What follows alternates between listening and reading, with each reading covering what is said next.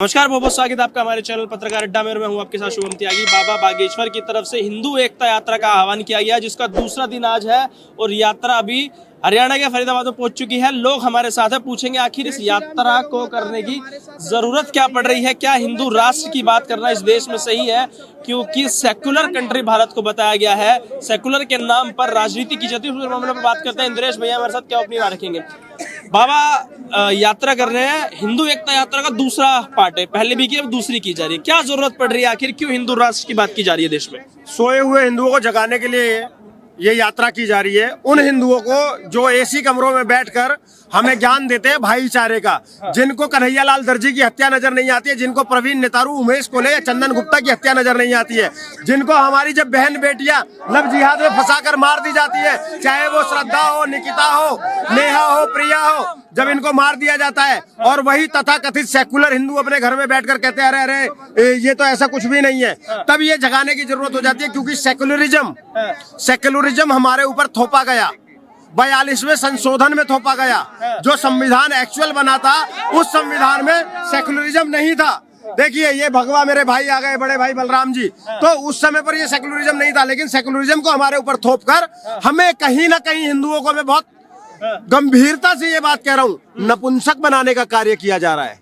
आप सोच कर देखिए, आज हमारी बहन बेटियों को लव जिहाद में फंसाया जा रहा है। जिस देश के अंदर में चीर हरण पर महाभारत हो जाती थी, वहां पर ये लोग हमारी बहन बेटियों को, प्रियंका गांधी जैसे लोग आकर कहते हैं उसकी मर्जी है, वो बिकनी पहने या कुछ भी पहने, समझ गए, और कपड़े पहनने को बोल दो तो महाभारत हो जाती है। अभी सबने देखा था ना रुद्राचार्य महाराज को, प्रेमानंद महाराज को किस तरीके से टारगेट किया गया था। तो जरूरत इसलिए पड़ती है हिंदू राष्ट्र की कि अगर हिंदू राष्ट्र बनेगा तभी हम अपने संस्कारों में आएंगे वापसी, हिंदू राष्ट्र अपनी संस्कृति में आएंगे। हिंदू राष्ट्र की बात करेंगे तो दूसरे धर्म के लोग भी देश में रहते हैं कि उनको तो पहले डराया जाता है, और डराया भी जा रहा है। कोई धर्मेंद्र यादव है कोई करके, जो कह रहे हैं कि हम बाबा की इस यात्रा को पूरा नहीं होने देंगे, सुप्रीम कोर्ट चलेगी, एफआईआर डालने की कोशिश की जा रही है। देखो, दामोदर यादव से जब बात होती है ना, तो आपकी बातों का जवाब बाद में देता हूँ। दामोदर यादव, आज दूसरा दिन है यहाँ पर। मैं, कवि इंद्रेश द्विवेदी, सनातनी सुमित शुक्ला, बलराम झा और तमाम मेरे सैकड़ों हजारों सनातनी भाई यहाँ पर खड़े हैं। फिर से बोल रहा हूँ, यादव कौन सा? दामोदर ऐसी यादव, यदमुल्ला, सॉरी उसको यादव ना बोलो, क्योंकि निरहुआ ने नहीं, तो अभी दिनेश लाल निरहुआ ने एक बात बता दी कि जो राम का विरोधी है, वो कुछ भी है, वो यादव नहीं, वो यदमुल्ला है। तो उस यदमुल्ले को मैं बता देता हूँ कि सच में अगर तेरी अम्मा ने दूध पिलाया है तो ट्विटर पे बातें ना कर, आजा, आज फरीदाबाद में आजा। अब आपकी बातों का जवाब देता हूँ, एक सेकंड, अब आपकी बातों का जवाब देता हूँ। जो आप कह रहे थे कि इस देश में दूसरा धर्म भी तो रहता है, फलाना भी तो रहता है, ढिमाका भी तो रहता है, तो मैं एक बात बता दूं, वो जो दूसरा धर्म है ना, वो गांधी जी की वजह से यहाँ टिक तो गया, लेकिन उसने धर्म के नाम पर दूसरा देश लिया, समझ गए। और जो देश उसने लिया वो आज इस्लामिक राष्ट्र है। उसी देश के आतंकवादी मेरे अपनों को अभी पहलगाम में मारा था, तब मैं कहने पर मजबूर हुआ था कि वो धर्म पूछकर मार रहे थे, कश्मीर की घाटी में, क्योंकि हम सब बटे हुए हैं अपनी अपनी जाति में। किसी धर्म या जाति से उनका कोई ना लेना देना था, बस नाम पूछकर गोली मारी सनातन की छाती में। इसलिए ये हिंदू यात्रा जरूरी है, इसलिए ये पद यात्रा जरूरी है, हिंदू राष्ट्र जरूरी है कि जिस दिन हम जात पात को भुलाकर सिर्फ एक बात कहेंगे कि जात पात की करो विदाई, जात पात की करो विदाई, सारे हिंदू भाई भाई, समझ गए। क्या परिकल्पना होगी हिंदू राष्ट्र की देश में? हिंदू राष्ट्र की क्या परिकल्पना, कैसा हिंदू राष्ट्र होना चाहिए? देखिए, हिंदू राष्ट्र की सबसे बड़ी परिकल्पना ये होगी कि जो कटी पतंगे इस देश में रहने के अधिकारी नहीं रहेंगे। सबसे पहले उनको इस देश से हटाया जाएगा, क्योंकि हम बात करते हैं उस धरती की जहाँ पर राम पैदा हुए हैं, हम बात करते हैं उस धरती की जहाँ पर श्री कृष्ण और गंगा चलती है, हम बात करते हैं महाराणा प्रताप और छत्रपति शिवाजी महाराज की। जब इस धरती पर इतने महान महान लोग पैदा हुए हैं, तो बाबर और औरंगजेब वाले लोग इस देश में कैसे रह सकते हैं? और मैं कहता हूँ अगर वो उछलेंगे, किसी के माई के लाल ने किसी को जना हो, कोई बाबर का औलाद पैदा हो, वो रोक दे हमें हिंदू राष्ट्र बनाने की। दामोदर यादव सुप्रीम कोर्ट जा रहे हैं वो। अरे सर, अगर हिंदू राष्ट्र की बात करोगे तो क्या SC ST समुदाय का कोई व्यक्ति पंडित बनेगा? क्या मंदिरों में उनको जगह मिलेगी? देखिए, तमिलनाडु में जो मंदिर है ना, उसमें कई पंडित हैं वो जो SC ST OBC समाज से। अयोध्या में कई मंदिर है जहाँ पर SC ST के समाज से। ये बताएं, हलाला वाली दुकान चलाने वाले जो कोठा चलाते रहते हैं, दिन भर अपनी बीवी के साथ कितना मजे करते हैं, ये बताए कितने लोग सारी समाज से मौलवी बनता है? बताए कि तो ये 72 जो फिरका चला रहे हैं उसमें ये हिंदुओं में खोट इसलिए डाल रहे हैं कि गुर्जर रहेगा तो बटा रहेगा, राजपूत रहेगा तो बटा रहेगा, ब्राह्मण रहेगा तो बटा रहेगा। अब जब से धीरेन्द्र शास्त्री ने आह्वान किया है तो ना गुर्जर है, ना राजपूत है, ना बावन है, सारे हिंदू बन के सड़क पर आ गए। इसी वजह से पागल हुए। इसीलिए कुछ अब्दुल की औलाद सुप्रीम कोर्ट भी जा रहे हैं, हाई कोर्ट भी जा रहे हैं, ट्विटर पे भी जा रहे हैं, इंस्टाग्राम पे भी जा रहे हैं। तो मैं बता देना चाहता हूं कि अब्दुलों की औलादों को ये देश वो नहीं रहा जब 70 साल पहले तुमने यहाँ पर बहुत कांड कर दिए। अब ये नया भारत है, योगी जी का भारत है। हम बुलडोजर चलाना भी जानते हैं और बुलडोजर के नीचे दबाना भी जानते हैं। ये तरीका ऐसा होगा जहाँ पर सिर्फ बात जो इस देश में राम की बात करेगा वो यहीं पर रहेगा, जो अल्लाह की बात करेगा उसे हम कहीं और भेजेंगे। अच्छा भैया, आप क्या कहेंगे कि ये हिंदू राष्ट्र घोषित होना चाहिए और क्यों होना चाहिए? सबसे पहले तो आपको धन्यवाद देना चाहूँगा कि इतनी सारी यात्रा में आप सभी लोगों के मनोभावों को पढ़ रहे हैं और जानने की कोशिश कर रहे हैं और सनातन हिंदू युवाओं को और आगे बढ़ाने की कोशिश कर रहे हैं। इसके लिए आप धन्यवाद के पात्र हैं। दूसरी बात मैं ये बताना चाहूँगा कि सनातन हिंदू राष्ट्र, इसकी जरूरत क्या है? पूरी दुनिया में आप ढूंढ के रह जाओ, एक भी हिंदू राष्ट्र नहीं है, एक भी हिंदू राष्ट्र नहीं है। आज से पहले 1947 में जब हमारा देश आजाद हुआ था, उसके बाद पाकिस्तान बनाया गया। पाकिस्तान बनाने का एक ही मकसद है, जिन्ना ने कहा कि हम हिंदुओं के साथ नहीं रह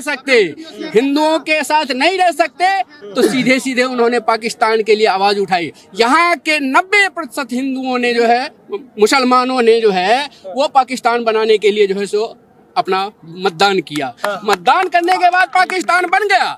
पाकिस्तान के बाद टूट करके बांग्लादेश भी बन गया। लेकिन 1947 में जो देश टूट करके, जो अखंड भारत टूट करके पाकिस्तान और हिंदुस्तान बना, पाकिस्तान तो इस्लामिक राष्ट्र बन गया, लेकिन हिंदुस्तान को धर्मशाला बना के छोड़ दिया।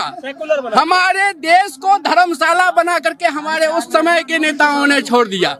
लेकिन उस समय भी जिन्होंने आवाज उठाई, उन्हें धीरे धीरे साइड कर दिया गया। लेकिन अब ऐसा नहीं है।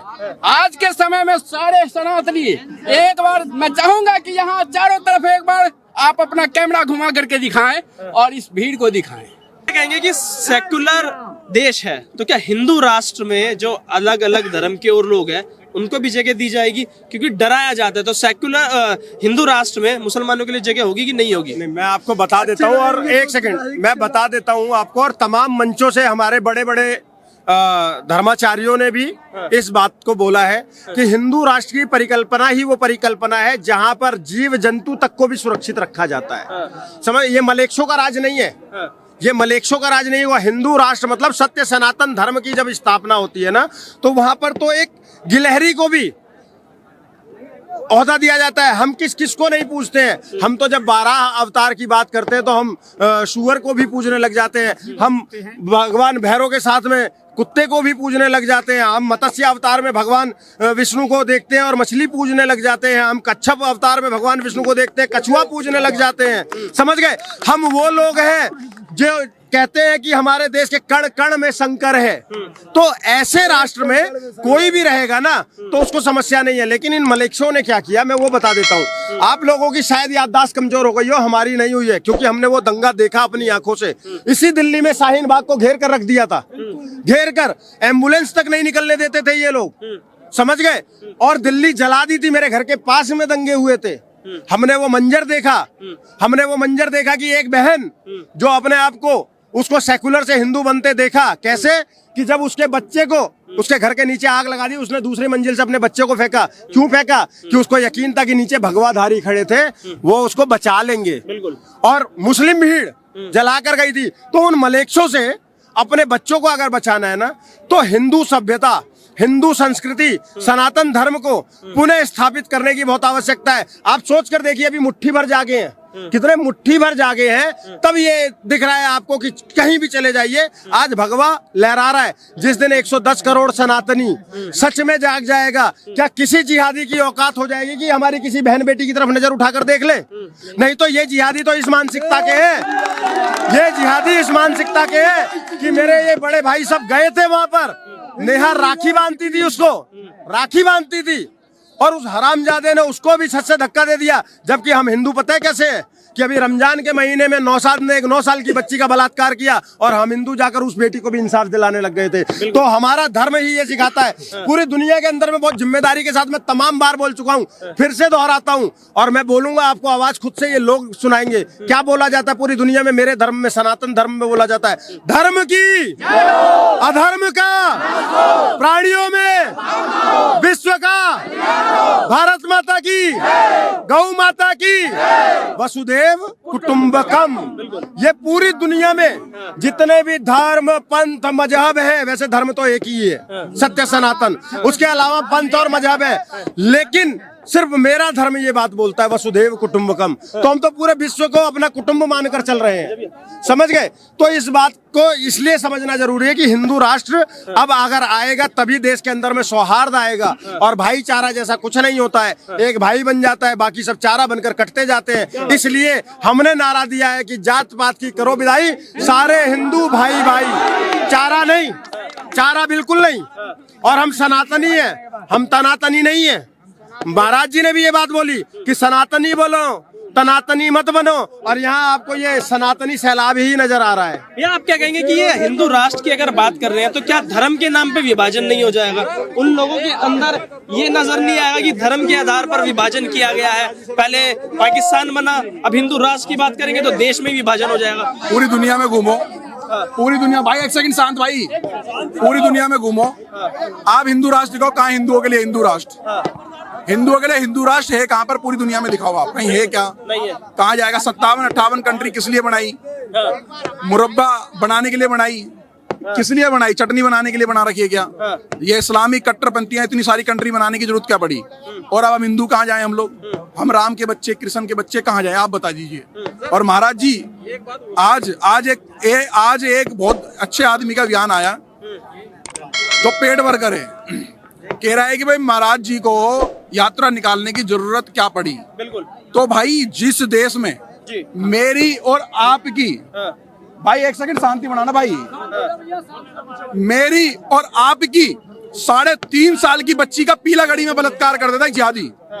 इसलिए इस देश को हिंदू राष्ट्र और जात पात की करो विदाई, हिंदू हिंदू भाई के लिए जरूरत है। जब पीलागढ़ी और यहाँ पर पांडव नगर के अंदर 4 साल की बच्ची का, गढ़वाली समाज की बच्ची का एक मुसलमान जिहादी बलात्कार कर देता है, तो महाराज जी ने सोचा निकलना पड़ेगा, इनको जोड़ना पड़ेगा, नहीं तो ये राक्षस खा जाएंगे।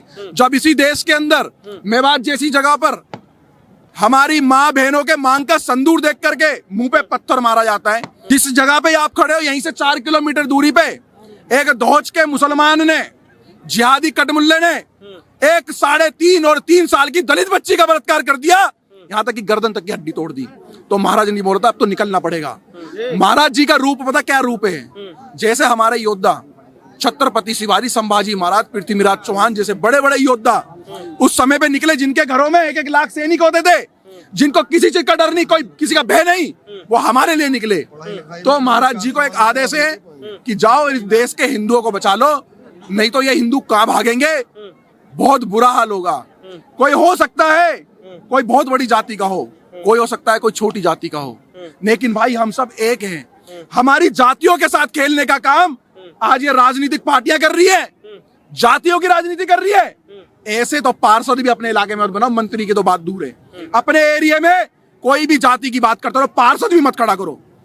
अपने एरिया के अंदर सबसे बढ़िया नेक आदमी धरातल पे काम करने वाला हो, गौरक्षक हो, जो बहन बेटी के लब जिहाद के समय पे खड़ा हो, तो ऐसे पार्षद, ऐसे एमएलए और ऐसे मंत्री और कैबिनेट मंत्री और प्रधानमंत्री बनाकर गद्दी बिठा दो योगी आदित्यनाथ जी महाराज जी जैसे, फिर देखो ये हिंदू राष्ट्र, फिर हमें निकलने की जरूरत ही नहीं है।